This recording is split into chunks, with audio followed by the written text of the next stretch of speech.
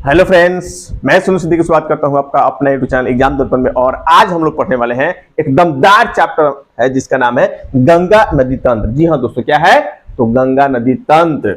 क्योंकि इसके पहले जो हम लोग चैप्टर पढ़े थे इंडियन ज्योग्राफी में, भारतीय भूगोल में, उसका नाम क्या था?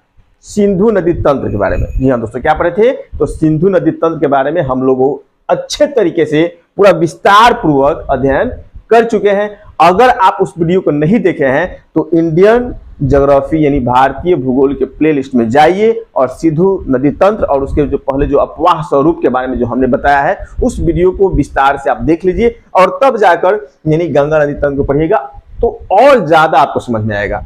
ये मेरी गारंटी है, ठीक है?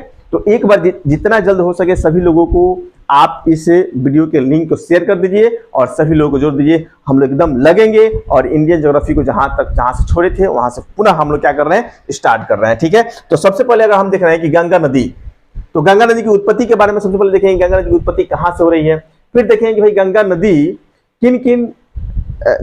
में किन किन नदियों की जलधाराएं जो है आकर इसमें मिलती है और कहां से यह नदी जो है गंगा कहलाती है और इसके पहले इनका अन्य नाम क्या क्या होता है। फिर जितने भी गंगा से संबंधित महत्वपूर्ण टॉपिक होंगे सबको विस्तार से हम लोग अध्ययन करेंगे। तो सबसे पहले हम क्या देखेंगे? सबसे पहले देखेंगे कि भाई गंगा नदी की उत्पत्ति कहां से होती है। तो याद रखना है उत्तराखंड में एक जगह है।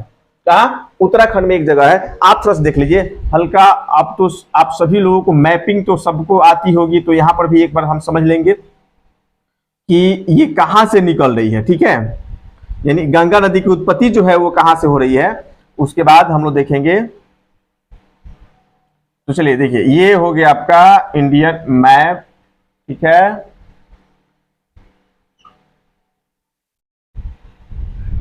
ये अब हो गया क्या आपका इंडियन। अब देखिएगा उत्तराखंड यही है, ये है आपका उत्तराखंड।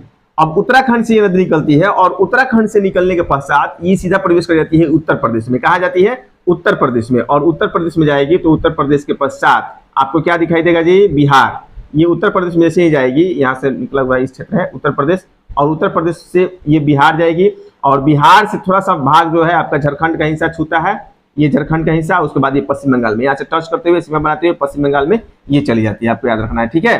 तो याद रखना है कहां से निकलेगी? उत्तराखंड से। उत्तराखंड के उत्तरकाशी से निकलती है और ये पुनः यूपी में जाती है, यूपी के बाद बिहार में जाती है, फिर झारखंड के सीमा में टच करते हुए ये निकल जाती है आपकी पश्चिम बंगाल में, ठीक है? याद रखना, ये झारखंड का हिस्सा हो गया, ये झारखंड है, ये आपका बिहार है, ये हो गया यूपी और ये हो गया झारखंड और ये हो गया पश्चिम बंगाल। तो ये याद रखना है कि 5 राज्यों से होकर गुजरती है। कौन कौन? निकलती कहां से है? उत्तराखंड से। उसके बाद कहां प्रवेश करेगी? यूपी में। फिर कहां जाएगी? बिहार में। अपना बिहार में ये प्रवेश करेगी और बिहार में जाने के पश्चात ये झारखंड में प्रवेश करती है। झारखंड के बाद ये पश्चिम बंगाल में जाने के बाद ये बंगाल की खाड़ी में गिर जाती है, ठीक है? तो बांग्लादेश में जाएगी। बांग्लादेश में इसे हम पद्मा के नाम से जानेंगे और उसके पश्चात जो है ये बंगाल की खाड़ी में क्या होती है? गिर जाती है। लेकिन गिरने से पहले एक नदी इधर से आती है जिसका नाम है ब्रह्मपुत्र नदी, और ऊपर से एक तीस्ता नदी आएगी और दोनों मिलती है तो तीनों की संयुक्त जलधारा को हम लोग बोलते हैं यहाँ पर मेघना नदी। और मेघना नदी के नाम से ये गिरती है बंगाल की खाड़ी में। कहाँ गिरती है? बंगाल की खाड़ी में जाकर गिर जाती है। बात समझ में आया?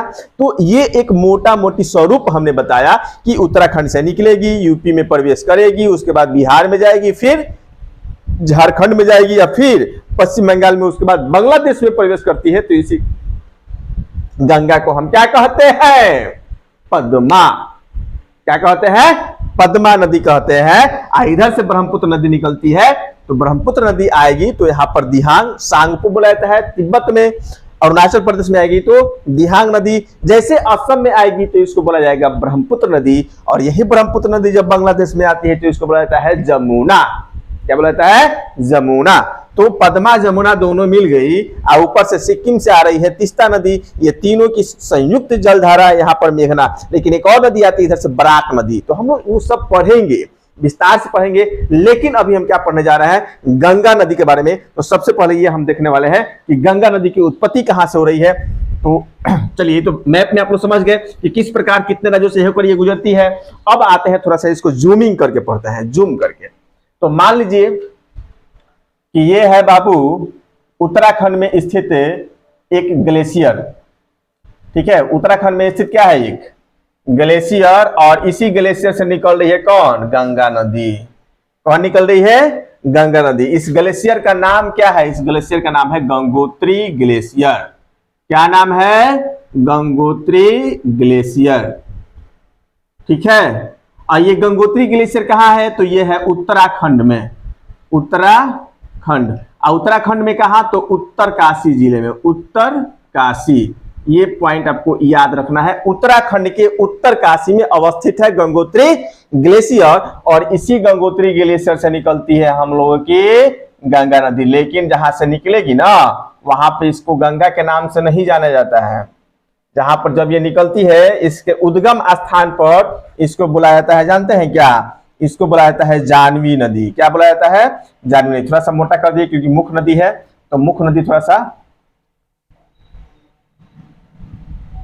मोटा दिखाई देनी चाहिए, ताकि दो नदियों में अंतर आपको स्पष्ट रूप से दिखाई दे। ठीक है, तो याद रखना है कि ये जहां से निकल रही है, इसको क्या बुलाया जाता है? इसको बुलाया जाता है बाबू, उत्तरकाशी में इसको बोलते हैं जानवी नदी। क्या बोलते हैं? जानवी के नाम से ये निकलती है। कहां से? उत्तरकाशी, उत्तराखंड गंगोत्री ग्लेशियर से। किस नाम से निकलती है? तो जानवी के नाम से निकलती है। लेकिन गोमुख के पास आने के बाद, ये गोमुख जो जगह है, गोमुख के पास आती है, याद रखना है, गोमुख। और गोमुख के पास आने के पश्चात इसका नाम हो जाता है भागीरथी। यहां से इसका नाम क्या हो जाएगा? भागीरथी। अब यह किस नाम से जानी जाएगी नदी? तो भागीरथी के नाम से जानी जाएगी। तो कहां से? गोमुख नामक स्थान से इसका नाम पड़ता है भागीरथी। क्लियर? कोई दिक्कत? सर्वप्रथम आपको बोलना है क्या कि गंगा नदी की उत्पत्ति कहां से होती है? गंगोत्री ग्लेशियर। गंगोत्री ग्लेशियर कहां है? तो उत्तराखंड के उत्तरकाशी जिले में अवस्थित है। क्लियर? नेक्स्ट हम ये देखेंगे कि जहां से निकलती है बाबू, तो इसका नाम क्या गंगा रहता है? नहीं, क्या रहता है? जानवी नदी। क्या रहेगा? जानवी। लेकिन गोमुख नामक स्थान पर इसका नाम चेंज होता है, और वहां पर इसको बुलाया जाता है भागीरथी। और भागीरथी नदी में एक नदी आकर मिलती है जिसका नाम है विलंगना। कौन नदी आकर मिलेगी बाबू? तो विलंगना। कौन नदी? विलंगना नदी आकर मिलती है। विलंगना नदी आकर मिलती है। विलंगना नदी आकर मिलेगी, और जिस स्थान पर आकर मिलती है ना, वहां बनता है एक बांध। क्या बनता है? एक बांध बनता है, और जिसको हम लोग बोलते हैं टिहरी बांध। क्या बोलते हैं? टिहरी बांध। याद रखना है, ये सब पहाड़ी पर्वत है। ठीक है। इस टिहरी बांध का निर्माण कब हुआ था? तो याद रखना है, इस टिहरी बांध से संबंधित जो भी पॉइंट होगा उसको नोट कर लीजिएगा कि टिहरी बांध का निर्माण जो हुआ, टिहरी बांध, इसका निर्माण होता है 1973 ईस्वी में। लेकिन इसी समय इस टिहरी बांध के विरुद्ध में, इसके विरुद्ध में याद रखना है, एक आंदोलन चला, चिपको आंदोलन। कौन सा आंदोलन चला था? चिपको आंदोलन चला था बाबू। चिपको आंदोलन आप लोगों को पता होगा, 9th 10th से ही पढ़ते आ रहे हैं कि चिपको आंदोलन किसके नेतृत्व में चला था? तो सुंदरलाल बहुगुणा। सुंदरलाल बहुगुणा के नेतृत्व में ये आंदोलन चला था। कब? 1973। उत्तराखंड के उत्तरकाशी से नदी निकल रही है। किस ग्लेशियर से निकल रही है? तो गंगोत्री ग्लेशियर से। जब निकल रही है उस समय उसका नाम हुआ क्या है भाई? तो उसका नाम हुआ है जानवी। गोमुख के बाद इसका नाम क्या हो जा रहा है? तो इसका नाम हो जा रहा है भागीरथी। और जहां भी विलंगना नदी आकर मिल रही है, वहां पे एक बांध बना है जिसका नाम है टिहरी बांध। और ये बंधवा कब बना भाई? 1973 में। आंदोलन कब हुआ? तो यह हुआ 1973 में। ये आंदोलन का नेतृत्व जो कर रहे थे वो सुंदरलाल बहुगुणा। इसमें होता ऐसा, इसका नाम जो है वो चिपको आंदोलन क्यों रखा गया? याद ये रखना है कि ये आंदोलन, जैसे मान लीजिए कि भाई उत्तराखंड जो है वो भूकंप जोन 5 में आता है, भूकंप वहां बहुत ज्यादा आते हैं, और वहां पे कोई बांध बनाए, आपके घर के बगल में कोई अगर बांध बनाए, ठीक है, कुछ लोग वहां पे निवास कर रहे हैं, वहां पे कोई बांध बना रहा है, तो उनको पता है कि बार बार भूकंप आता है, भूकंप आया तो बांधवा टूट जाएगा, तो पूरा हम लोग का घर जो है और आपका फसल वगैरह है सब कुछ क्या हो जाएगा? बर्बाद हो जाएगा। इसलिए ये लोग चाहते थे कि बांध न बने। ठीक है। और जैसे ही ठेकेदार आते हैं पेड़ को काटने के लिए, बांध बनाने के लिए, ठीक है, तो वहां तो पुरुष नहीं थे, पुरुष काम करने गए थे, लेकिन महिलाएं होती थी, वो क्या करती थी, उस पेड़ों को पकड़कर चिपक जाती थी और बोलती थी ठेकेदारों से कि पहले हमें काटो, बाद में पेड़ों को काटना। ठीक है, तो महिलाएं पेड़ से चिपक जाती थी पेड़ों की सुरक्षा के लिए। अंगूर के वृक्ष था, अंगूर के वृक्ष की सुरक्षा के लिए, इसीलिए इस आंदोलन को नाम रख दिया गया चिपको आंदोलन। बस याद रखना है। ठीक है, तो इसी बांध, यह बांध बना है, ये नहीं याद रखना है, आपका भागीरथी नदी पर। ठीक है, 1973 ईस्वी में, और इससे संबंधित एक आंदोलन याद रखना है जो काफी इंपॉर्टेंट है, चिपको आंदोलन। और ये भी पूछ देता है कि चिपको आंदोलन किसके नेतृत्व में चला, तो सुंदरलाल बहुगुणा के नेतृत्व में आंदोलन चला था। क्लियर। नेक्स्ट हम लोग देखेंगे, यहीं पर थोड़ा सा आगे आइएगा तो कोटेश्वर बांध का निर्माण हुआ है। कौन सा बांध? कोटेश्वर बांध। कोटेश्वर बांध,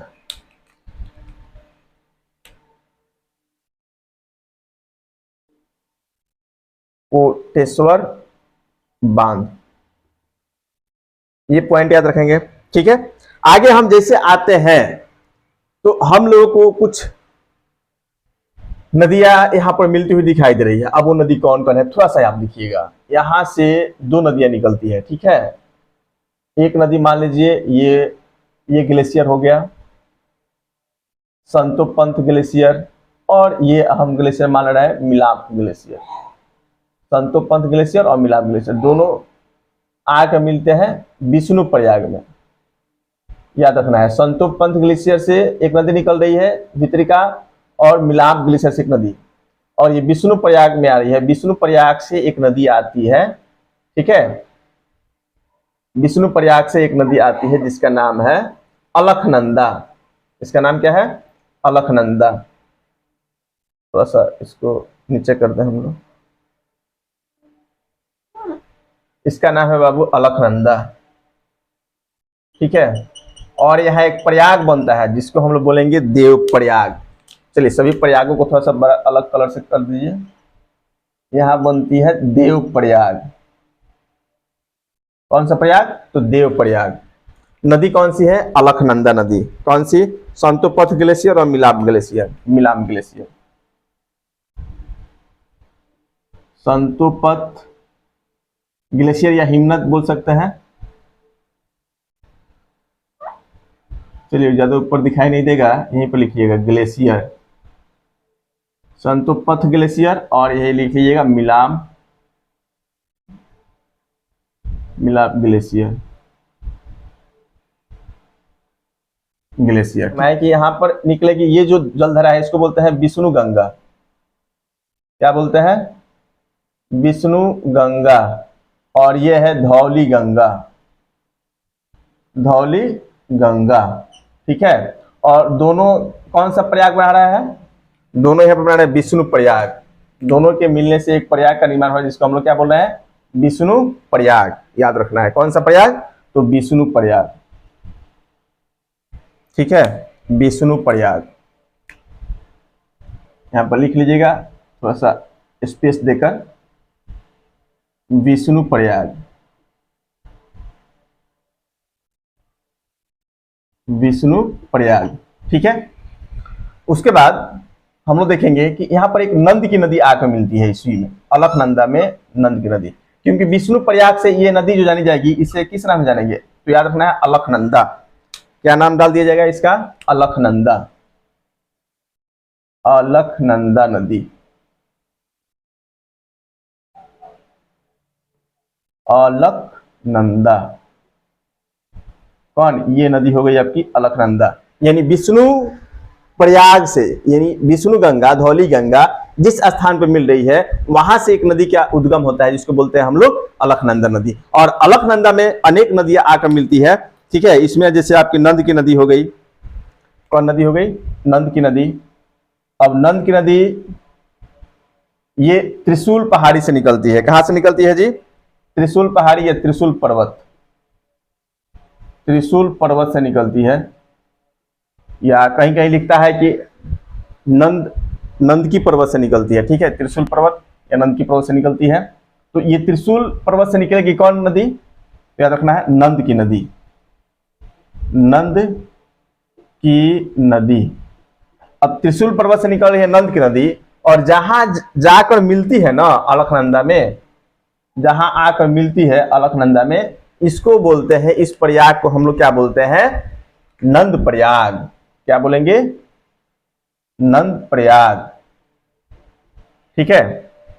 उसके बाद दूसरी जो नदी इसमें आकर मिलती है वह आपकी पिंडारी नदी।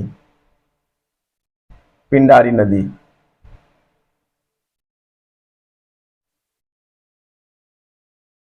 पिंडारी नदी, और ये पिग्मी ग्लेशियर से निकलती है।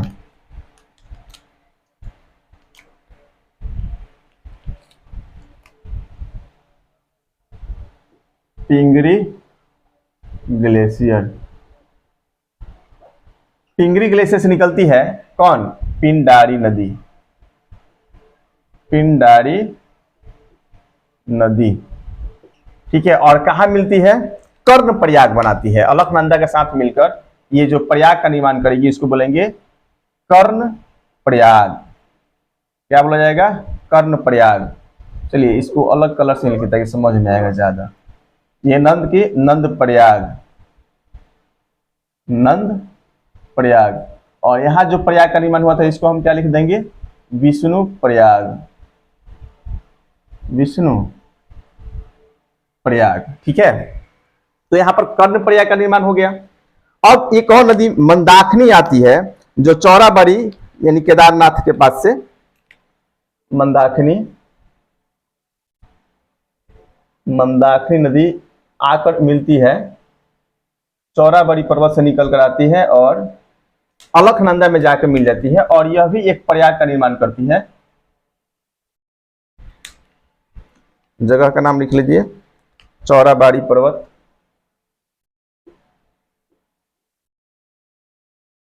चौराबाड़ी पर्वत। ठीक है। तो चौराबाड़ी पर्वत से निकलती है कौन, मंदाकिनी नदी। इसका नाम है मंदाकिनी, मंदाकिनी नदी। ठीक है। अब ये मंदाकिनी नदी एक प्रयाग का निर्माण करेगी, जिस प्रयाग को हम लोग क्या बोलेंगे, तो इस प्रयाग का नाम रहेगा, कर्ण प्रयाग के बाद रुद्र प्रयाग। क्या रखना है, रुद्र प्रयाग, रुद्र प्रयाग। ठीक है, रुद्र प्रयाग। लेकिन ये जो प्रयाग होगा इसको हम लोग बोलेंगे देव प्रयाग। क्या नाम होगा इसका, इसका नाम होगा देव प्रयाग, देव प्रयाग। ठीक है। और देव प्रयाग से अब ये जो भागीरथी नदी है वो जानी जाती है गंगा के नाम से। अब यहां इस देव प्रयाग से ही यह नदी जो है गंगा के नाम से जानी जाएगी, और ये आती है आपकी पश्चिम बंगाल में। पश्चिम बंगाल में आने के पश्चात यह दो फरक्का, फरक्का जो जगह है, फरक्का, फरक्का नामक स्थान से ये दो वितरिकाओं में बढ़ जाती है। एक चला जाता है, ये है, ये पश्चिम बंगाल बांग्लादेश वाला हिस्सा है। ये नदी जो है ये एक मुख्य जो इसकी धारा है वो निकल जाती है पश्चिम बंगाल में, और यहीं से एक वितरिका के रूप में, एक वितरिका के रूप में हुगली जो है इधर आ जाती है। ये हो जाएगी हुगली, हुगली नदी। और ये यहां से जहां से बटती है ना, फरक्का बैराज, फरक्का से याद रखना है, फरक्का बैराज, बैराज भी बोल सकते हैं।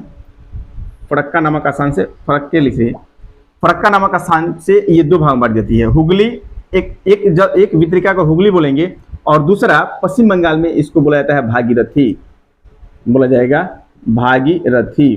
ठीक है। लेकिन जब यह कहां प्रवेश करती है, बांग्लादेश में, जब यह नदी बांग्लादेश में प्रवेश करती है, याद रखना है कहां प्रवेश करती है, बांग्लादेश में, बांग्लादेश। ये जो बॉर्डर हमने खींच दिया है यहां से बांग्लादेश हो गया मान लीजिए, तो यहां पर तो भागीरथी कहलाएगी, फरक्का बैराज से ये भागीरथी हो जाएगी, और एक ब्रांच जो हो जाएगा वो हुगली हो जाएगा। ठीक है।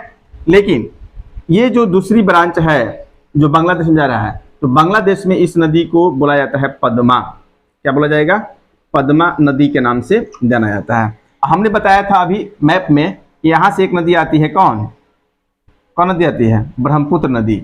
ये ब्रह्मपुत्र नदी, और ब्रह्मपुत्र नदी आती है,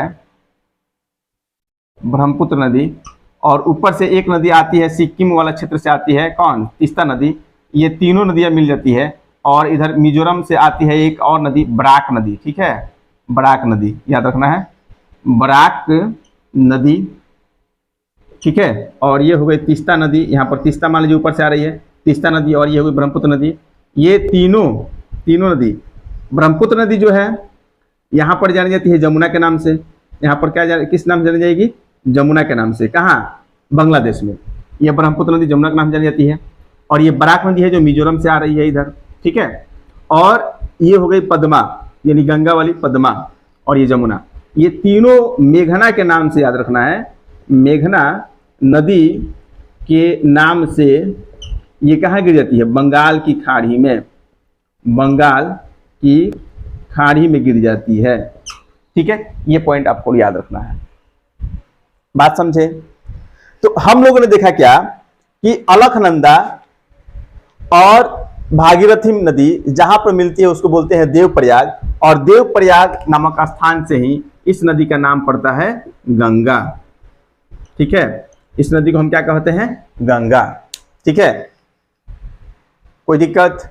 अगर आपसे पूछे कि अलकनंदा की उत्पत्ति कहां से होती है तो विष्णु गंगा, धौली गंगा। विष्णु गंगा जो है वो संतोपथ ग्लेशियर से निकलती है, धौली गंगा जो है वो मिलाप ग्लेशियर से निकलती है, दोनों आकर विष्णु प्रयाग में मिलती है, और विष्णु प्रयाग से ही अलकनंदा नदी का निर्माण होता है। और इसमें आकर अन्य नदियां भी मिलती है। आपका नंद की नदी त्रिशूल पर्वत से निकल कर आती है, और कर्ण आपका पिंडारी नदी जो है पिंगरी ग्लेशियर से आकर निकलती है, और चौराबाड़ी पर्वत से निकलती है मंदाकिनी नदी। तो यहाँ पर देखेंगे नंद की नदी, पिंडारी नदी और मंदाकिनी नदी, ठीक है। ये तीन प्रयाग यहाँ पर निर्माण कर रहे हैं, और चौथा प्रयाग ये हो गया, और पांचवा प्रयाग आपका देव प्रयाग हो गया। तो इस तरह से यानी गंगा और अलकनंदा नदी मिलकर यानी पंच प्रयाग का निर्माण करती है, ठीक है।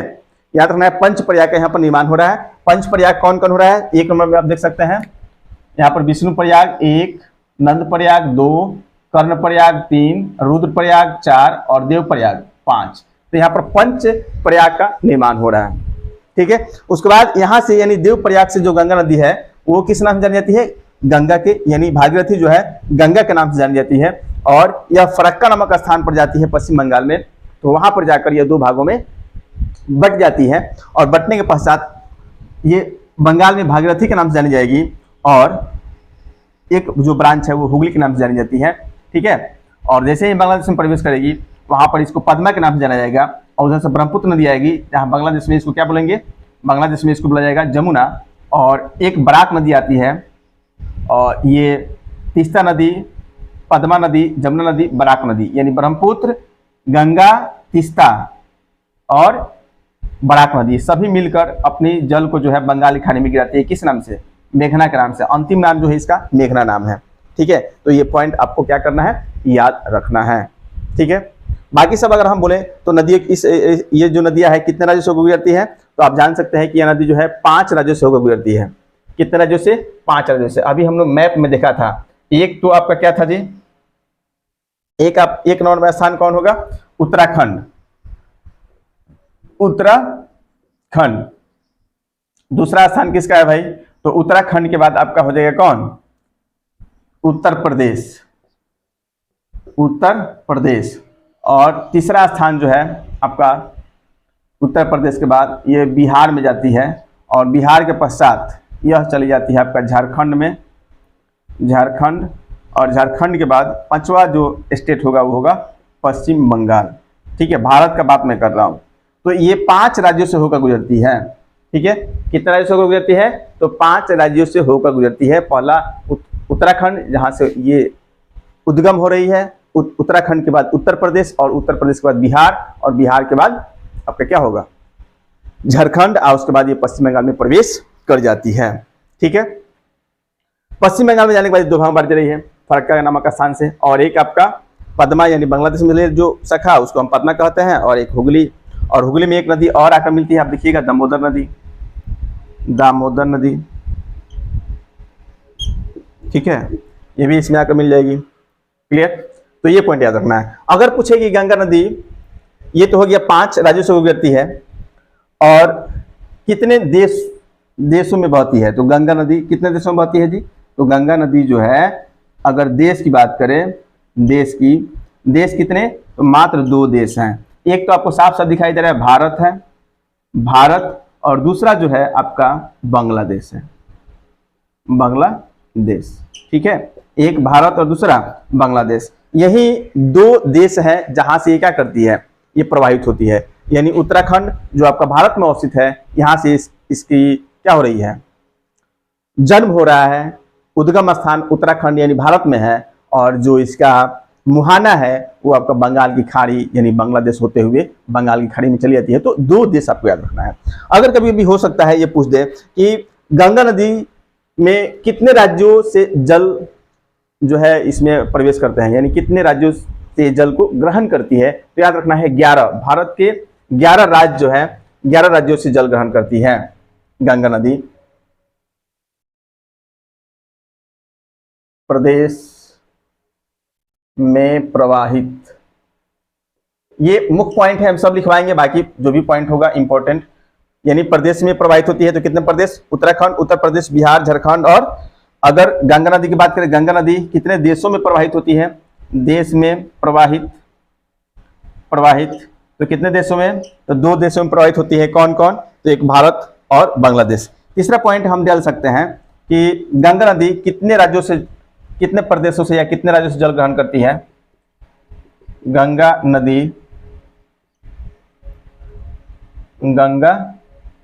नदी का जल ग्रहण क्षेत्र, तो जल ग्रहण क्षेत्र यानी स्टेट, राज्य कौन कौन सा है जहां से ये जल प्राप्त करती है, तो भारत के 11 राज्य हैं। कितने राज्य हैं, 11 राज्य। तो याद रखना है 11 राज्यों से, कितने राज्यों से, 11 राज्यों से ये क्या करती है, जल ग्रहण करती है, जल ग्रहण करती हैं। कितने राज्यों से, 11 राज्यों से जल ग्रहण करती है।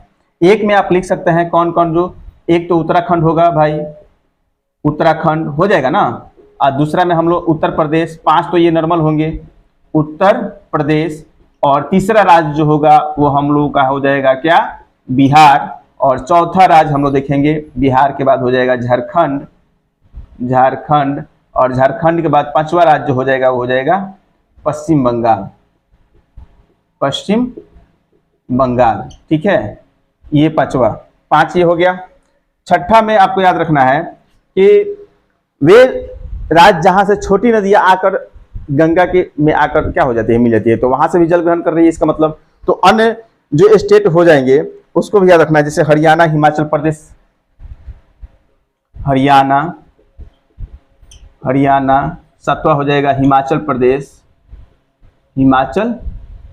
प्रदेश ये 7वां। 8वां स्टेट आपका लिख लेना है, राजस्थान भी हो जाएगा, दिल्ली,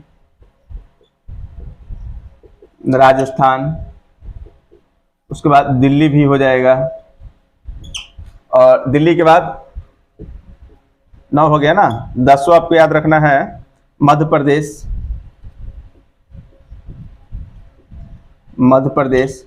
और 11 आपको याद रखना है छत्तीसगढ़। मतलब ये 11 भारत के राज्य हैं जहां से ये क्या करती है बाबू, तो ये जल ग्रहण करती है। ठीक है, अगर पूछे कि कितने देशों में बहती है तो 2 देशों में बहती है। ठीक है, ये आपका हो जाएंगे भारत और पश्चिम बांग्लादेश। और पूछे कि कितने राज्यों में प्रवाहित होती है, तो 5 राज्यों में प्रवाहित होती है। पहला जो हो जाएगा आपका उत्तराखंड, उसके बाद उत्तर प्रदेश, और उत्तर प्रदेश के बाद बिहार, और बिहार के बाद झारखंड, और झारखंड के बाद पश्चिम बंगाल। तो ये 5 राज्यों में प्रभावित होती है। कितने राज्यों से जल ग्रहण करती है, तो 11 राज्यों से जल ग्रहण करती है। 5 तो ये नॉर्मल होंगे, जो अभी है यहाँ पर, उत्तराखंड, उत्तर प्रदेश, बिहार, झारखंड, पश्चिम बंगाल, ये नॉर्मल होंगे। उत्तराखंड, उत्तर प्रदेश, बिहार, झारखंड, पश्चिम बंगाल। उसके बाद 6 अन्य है, जैसे हरियाणा हो गया, हिमाचल प्रदेश हो गया, राजस्थान हो गया, दिल्ली हो गया, मध्य प्रदेश हो गया, छत्तीसगढ़ हो गया। इन सभी राज्यों से जल इस नदी में आते हैं, माने किसी न किसी माध्यम से, किसी न किसी वितरिकाओं के माध्यम से, किसी न किसी नदियों के माध्यम से इस नदी में जल ग्रहण होते हैं, ग्रहण करती है नदियां। ठीक है, तो कितने राज्यों से जल ग्रहण करती है, तो याद रखना है 11 राज्यों से ये जल ग्रहण करती हैं। अगर पूछे कि कितने देशों से ये जल ग्रहण करती हैं, देश का अगर नाम आ जाए गंगा नदी का, अगर देश पूछ दे यहां पर लिख लीजिएगा देश, यहां पर तो स्टेट हम लिख लिए, तो देश का नाम दे तो 4 देशों से प्राप्त करती है। कितने देशों से, 4 देशों से प्राप्त करती है। ठीक है, अब वो 4 देश कौन कौन हो जाएंगे, स्पष्ट है कि इसके आसपास वाले सभी देश हो जाएंगे। भारत हो जाएगा, भारत के साथ साथ आपका चीन भी हो जाएगा, चीन के साथ साथ आपका बांग्लादेश हो जाएगा, बांग्लादेश के साथ आपका कौन कौन हो जाएगा, नेपाल हो जाएगा। ठीक है। तो 4 देश, एक में भारत, अगर नहीं दिख रहा हो तो सुनकर लिख लीजिए। एक में भारत होगा, दूसरा तो बांग्लादेश होगा, स्पष्ट है बांग्लादेश। और तीसरा हम लोग देखेंगे कौन होगा जी, तीसरा हो जाएगा चीन और चौथा हो जाएगा नेपाल। चौथा क्या होगा, नेपाल। क्लियर, उम्मीद करते हैं आपको दिख रहा होगा। ठीक है, नेक्स्ट है हम लोग अगला टॉपिक जो देखेंगे वो नदियों की विशेषता के बारे में। अभी केवल हमने क्या किया, हमने केवल देखा है इसका परिचय, ज्यादा कुछ नहीं देखा। केवल आज मैं परिचय बता रहा हूं जो इसकी प्रमुख विशेषता है। अभी इसका लंबाई में नहीं बताया है। ठीक है, अगर देखा जाए तो गंगा नदी की लंबाई कितनी है जी, तो लंबाई सभी लोग जानते हैं कि 2525 किलोमीटर इसकी लंबाई है। किसकी, तो गंगा की। किसकी, गंगा नदी की लंबाई अगर बात करें तो 2525 किलोमीटर है। ठीक है, अधिक लंबाई किस राज्य में है, सर्वाधिक लंबाई इसकी, सर्वाधिक ज्यादा लंबाई किस राज्य में बहती है, तो सर्वाधिक लंबाई इसका जो पड़ेगा वो यूपी में। कहां पड़ेगा, यूपी में। और सबसे कम किस में बहती है, सबसे कम लंबाई किस राज्य में है इसकी, तो सबसे कम अगर लंबाई पूछे तो झारखंड में। देखिएगा बिहार और झारखंड की सीमा पार करके, सीमा बनाते हुए निकल जाती है पश्चिम बंगाल में, तो सबसे कम लंबाई हो जाएगा आपका झारखंड में। ठीक है, सबसे कम लंबाई वाला जो राज्य होगा वो झारखंड होगा गंगा नदी का, और सबसे अधिक लंबाई वाला जो होगा वो यूपी होगा। सबसे अधिक अगर जल ग्रहण की बात करें, सर्वाधिक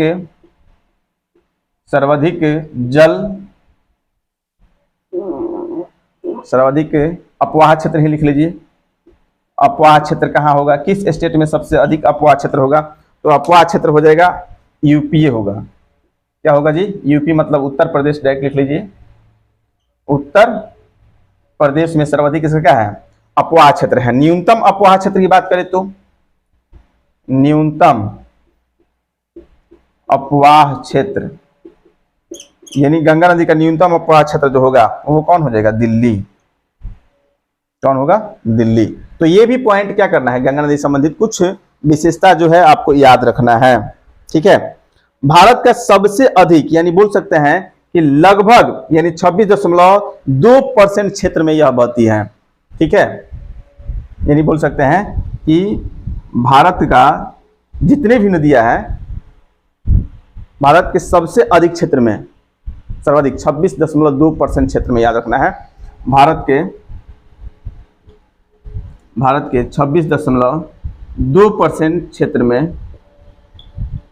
में गंगा नदी